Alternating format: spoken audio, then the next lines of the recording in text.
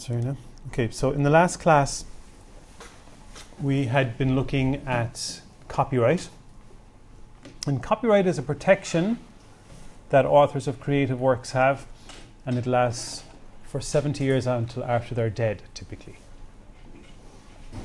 And we also discussed that one of the main challenges to the copyright system was the ease with which modern technology allows things to be copied very easily.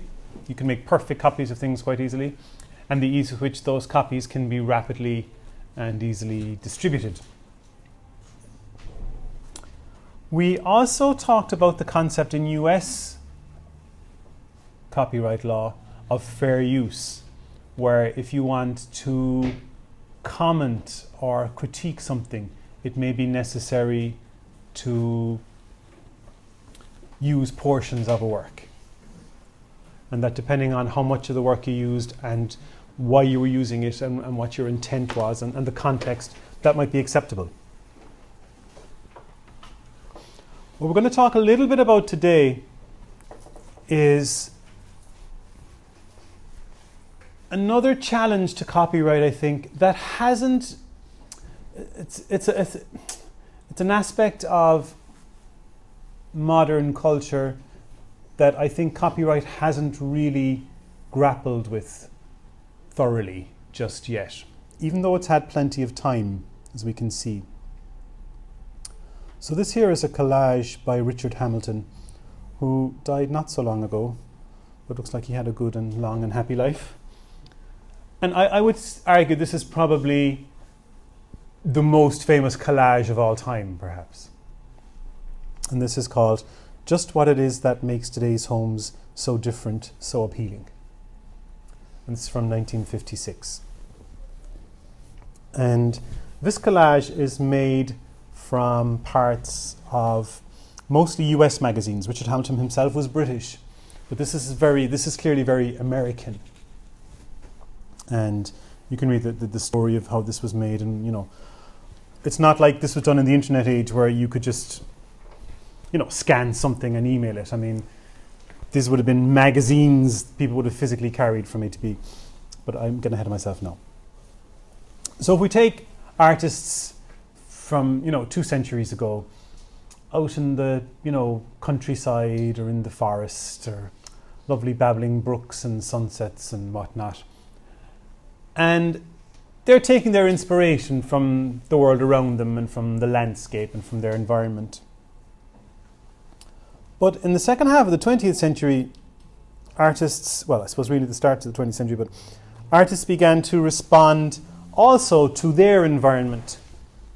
But for them, they were more interested not in the trees and the forests and the cuddly bears, but in the media landscape around them, in the culture that they were living in. And in 1956, magazines were a big part of the culture, in fact. Not so much nowadays. And so this work here is made from parts, things cut out from magazines. And it's a critique of the sort of consumerism of the 1950s in US society. It is interesting that it was made by a non-American, so perhaps he was looking at the US with sort of fresher eyes. But in terms of copyright, it raises some very interesting challenges. I mean, you've also seen, for example, Andy Warhol's soup tins, his Campbell soup tins. He was another artist who took his inspiration from the popular culture around him. He wasn't interested in painting trees and sunsets. He was interested in the culture. So if we take here the photograph of this, presumably he's a bodybuilder, I don't think he just walks around the house like that. But we take this man here. Someone took that photograph of just him. Someone took the photograph of this lady here. I don't know if she had a lampshade on her head to start with. or is that her hat? But so somebody owns the copyright to the picture of that man there, and somebody owns the copyright to that piece of comic on the wall. I don't know who the picture is of your man, but most people would accept that although this work is made from parts of other works, it is essentially a new work. It's something new made out of existing things that were in the culture already.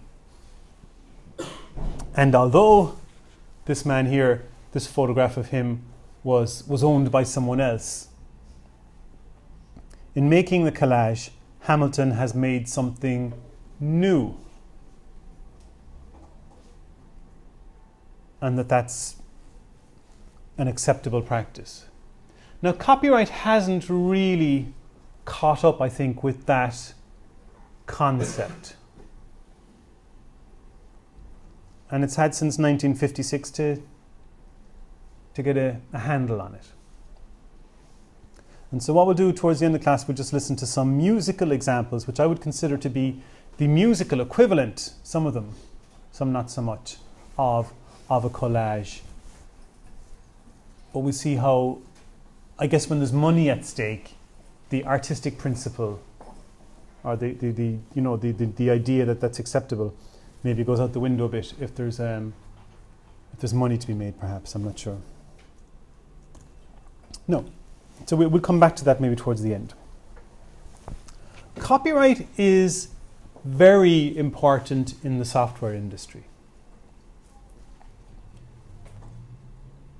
Generally, if people don't respect copyright,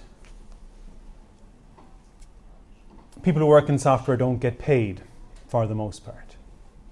Copyright, until very recently, has been the main mechanism by which people get their money.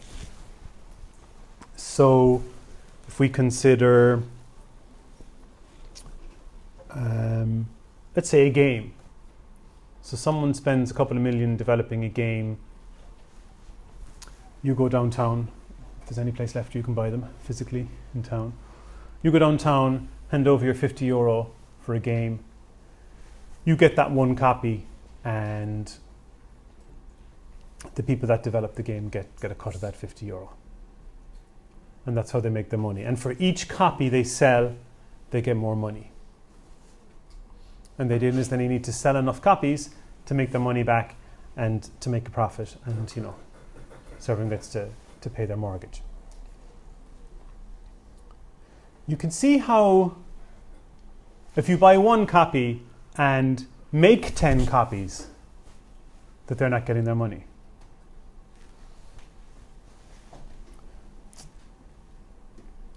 So there are places, there are some countries where software developers have called them a one-copy country, because there might be one legitimately purchased copy of the piece of software in the whole country, and everything else is a copy. A lot of countries have started to enforce copyright a bit better now, but as we saw, it's not always easy. So in the software, you'll find computing people are probably maybe have a slightly different view to copyright than some other people, simply because it's their bread and butter. Like you might, for example, okay, you're not going to develop like a multi-million-dollar game by yourself, but you might over a couple of months develop some app that might be, good crack, and people might be prepared to pay €3 for that or something. And you could make a handy few bob off that. Angry Birds certainly made more than a few bob. And you only get your money because for each copy you get paid. And if people start copying that and start distributing it for free, you don't get paid. So that's why you may find people in the computing profession a bit stricter about copyright than perhaps others, because it's how we all get paid. You wouldn't be very happy if you spent a lot of time working on something and then people just took it for free. However, things are changing slightly. I don't know if it's because copyright has been so difficult to enforce that just making money off each copy isn't really the way to go anymore, or whether it was perhaps the natural evolution of things anyway. But we're starting to see software as a service, for example. So if you went downtown and bought a World of Warcraft DVD, and then you made 20 copies to give to your 20 buddies, well, to be honest, it wouldn't be a whole lot of use to them. Because World of Warcraft, you have to subscribe, you have to pay every month. And so, I'm not sure whether it's out of necessity or not, but we're seeing a move away perhaps from copy-based revenues towards subscription-based revenues. So you're starting to see that in software. Microsoft is selling cloud services now.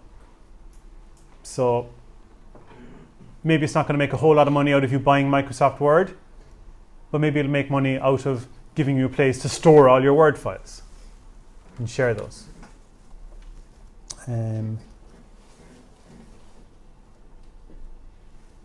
We're seeing too in music, I think, a move away from making money for every copy of a song you sell towards some sort of subscription-based scheme. And we see that with Spotify and what's the other one? What's it called? Pandora, yeah. There's no Pandora in Ireland, actually, we don't. No.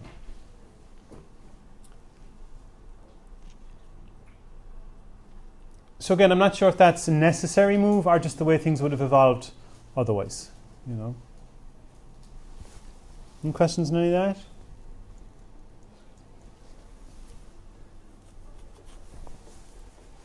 Now, the open source movement is about people volunteering their time in order to produce work that isn't encumbered by copyright concerns.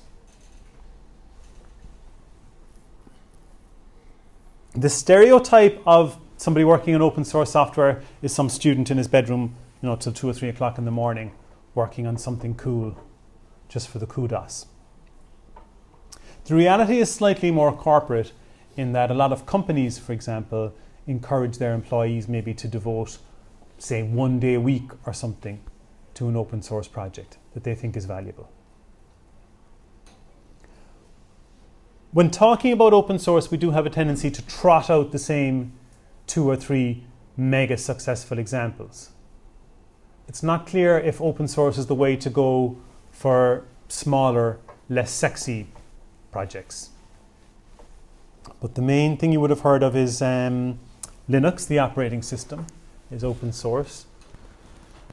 Much of the internet runs on open source software. So a lot of web servers are running on Apache, which is open source. Firefox, the browser, is open source.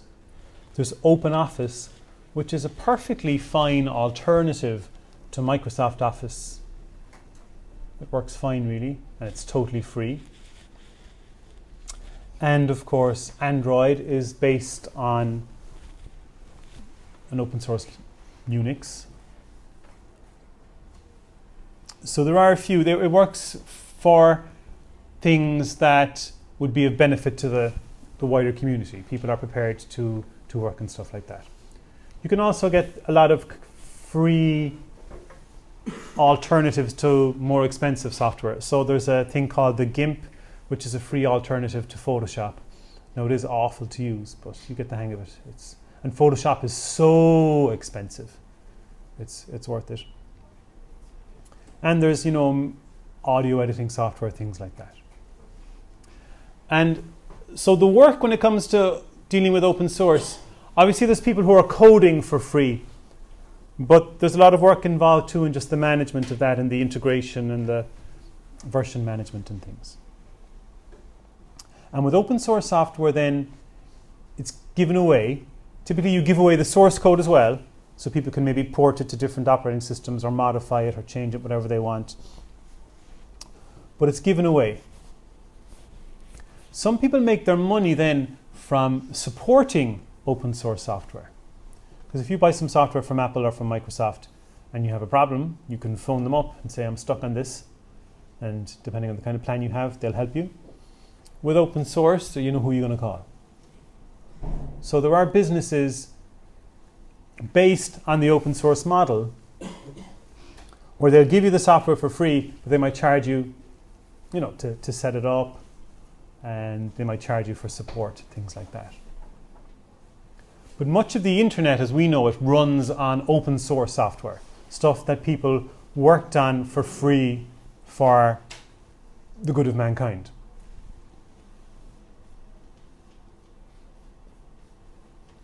But I'm sure there are lots and lots of open source projects that didn't quite make it.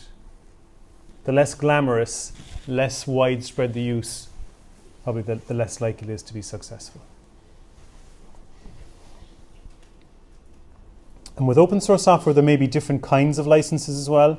So it may be, for example, you can take the code and use it, but the thing you produce must also be open source. Or there are things you can do, different kinds of systems where you can do whatever you like. So you have to read the small print. Open source is a catch-all term, and there may be different restrictions within that.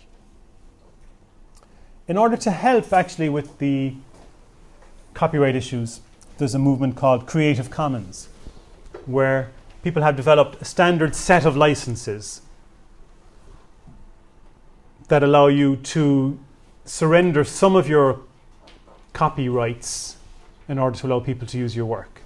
So if you're posting an image to Flickr, for example, or a photo sharing website, you might say, this is clearly my picture, but if you want to use it for non-commercial use, then flake away your grant.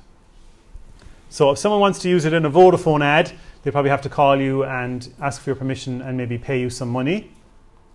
But if someone wants to use it for their Christmas cards or in a school or for a presentation, that's fine.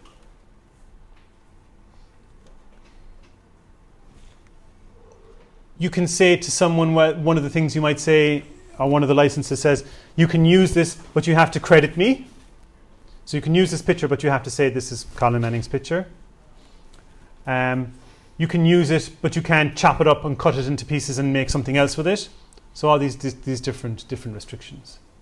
So it's worth having a look as well at Creative Commons. So if you have a picture and you're posting it to your blog or something, or you're posting it to Flickr, you might be happy enough for people to do whatever they want with it.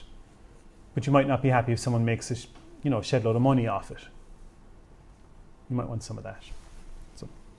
So Creative Commons and open source are both responses to the fact that perhaps the existing copyright regime doesn't really suit a lot of people. No, I mean, there's certainly a cohort of people in society who think everything should be free and I shouldn't have to pay for anything ever. Clearly, copyright wasn't going to suit those anyway. But there are things we do in modern life that maybe would be quite reasonable that copyright might not have permitted. And so that's where open source and the Creative Commons come into play. I just want to clarify what's meant by public domain, because we use it differently in conversation from the way it's used when talking about copyright. So maybe last week some people knew the Pope was going to retire, but it wasn't until yesterday that it was in the public domain. So that's how we use it in terms of news and politics and conversation. When something is no longer a secret, when something is widely known, it's in the public domain. That's not what it means in copyright terms. In copyright terms, it means something very, very specific. If something is in the public domain, it means there are no longer any copyright entitlements attached to it. So it could be that those intellectual property rights have expired. So William Shakespeare has been dead for well over 70 years now. So you can do whatever you want with Will Shakespeare stuff.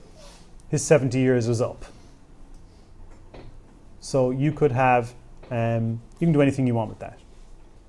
James Joyce's 70 years is only recently up. So until very recently, his estate was very strict about what you could and couldn't do with his work. And now that the 70 years are up, it's tough luck. We may see the Glee version of Ulysses any day now. Ulysses the musical Glee style or something. People can do whatever they want with his stuff. It may also be that the rights were forfeited for some reason. Someone might have put their work in the public domain. I'm not sure if you put it in the public domain, can you take it back? But there may be some reason why it didn't have the protections in the first place. Also, you can forfeit it. I know, for example, after the Second World War, certain intellectual property assets of Germans may have been seized, for example, and things like that. So, if something's in the public domain, you can do what you like with it. One problem we have is that some work we don't know who owns it.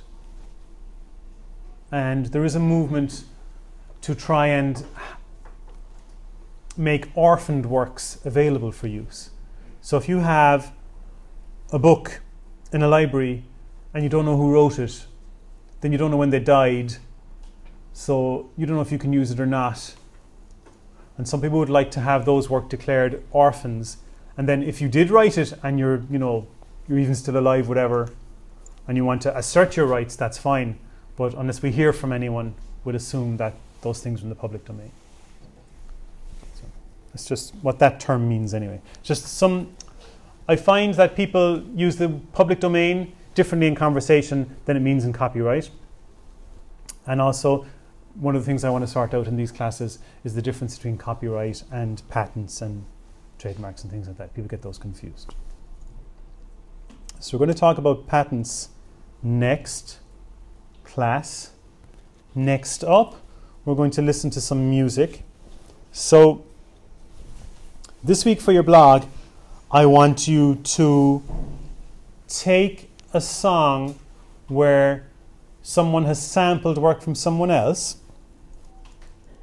in much the same way as, say, Hamilton has sampled images from someone else. And let's assume that the person that did the sampling just took the stuff and said, what I'm doing is quite reasonable and I'm not paying you any money. And so the question I want you to answer is, imagine you're the judge or you're a juror, and I want you to say, is taking that and using it in the way they did quite reasonable in this context, or is it not reasonable? Is it just taking the piss? And I'm going to give you 3 examples, I think. One where I think it's perfectly reasonable, and if I was the judge and the person who had that little piece samples came looking for money, I'd say, I'd do a Judge Judy on it and just tell them to get lost. And at the other extreme, I show you one. There's a guy called Girl Talk who mixes things, and I think actually he goes too far. I think he should be sued, and he hasn't been sued. And many people wonder why, and they think that if the record companies sued him, he could go to court and make this argument that his work is a legitimate art form in much the same way as Hamilton's work was legitimate and reasonable. That taking things from the culture, small parts, elements from the culture, and mixing them into something new is a reasonable thing to do. And of course, if he won then, well, then the record industry would have lost out on a useful stream of income. So they probably want to leave that question unanswered. That's what some people think anyway, and that's why he hasn't been sued. Also, he's not selling records. So, in the sense that one sells records. Obviously, no one sells records anymore. He's not making money off them in that sense. So perhaps that's another reason they haven't sued him. So we'll listen to some examples. One or two you probably haven't heard, and then some of them you'll be very familiar with. Because there is no fair use principle in Irish copyright law, we won't be hearing the music on the recording of today's class, because of course I could get the arse suit off me.